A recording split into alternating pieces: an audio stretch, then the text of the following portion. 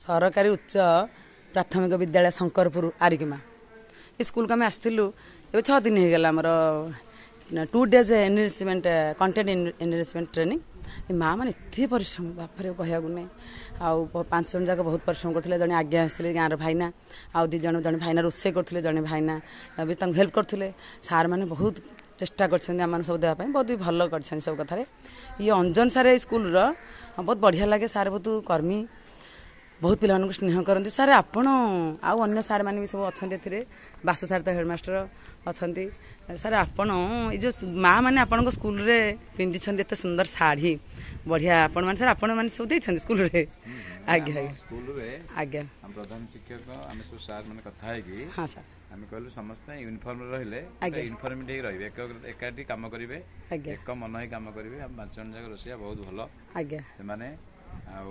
आपण मैंने चिंता कले जे आम पिला एत कम से कर माँ मैंने से आमर माँ से आमर भौणी से आमर झी आम गोटे यूनिफॉर्म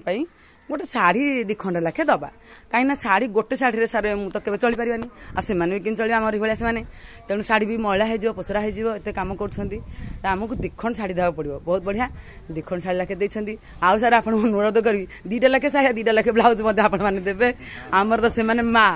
मानक दबारे आमर किसी असुविधा ना तेणु यही मध्यम मु बोलगड़ ब्लॉक खोर्धा जिलार शिक्षयित्री जन कहूँ सबू ओडिशा सारा समस्त गुरुजी गुरुमा माने एमती माँ मानक यूनिफॉर्म भाया आपण मैंने अन्य यूनिफॉर्म करें ये मत बहुत पसंद लगे कहीं कम रोचे कम रे ये कलरटा ही भल पसंद हम एवं तार बॉर्डर पसंद बढ़ी भल अच्छी मेरून कलर रे अच्छी से ग्रीन कलरटा बहुत सुंदर भी लगुच तेणु समस्त मैचिंग हम ना रंग जार जमी था ना कहीं तेणु समस्त शिक्षक भाई भाई मानक मोर अनुरोध प्रधान शिक्षक मान बहुत अनुरोध समस्ते एमती दिंतु 2 खंड लाखे शाढ़ी साया ब्लाउज आमर एथर किसी सरी भी जीवनी कि माँ मैंने आम खुशी हे खुशी आमर खुशी सी आम पिला मुहर हस फुटाऊँ सी पिला खाया दौरान आम तो घरे एति कम भी करें तेणु यहाँ मत बहुत भल लगे आपण सारे आम बहुत इन्स्पिरेसन हली आ मत भी भल लगुच समस्त अनुरोध करुँच स्कूल आम ये शिखिलु बोलगड़ ब्लॉक ये जो शंकरपुर स्कूल जमी कर सारा ओडिशा माँ मान समस्त दिंतु बहुत धन्यवाद सार आप सब सार को बहुत धन्यवाद माँ मैंने प्रचुर कम कर बहुत धन्यवाद माँ मैंने आप बहुत खुशी रहतु बहुत शांति रहतु प्रभु को प्रार्थना करुँच जो दरमाटा टी केमती आ बढ़िया भावुँ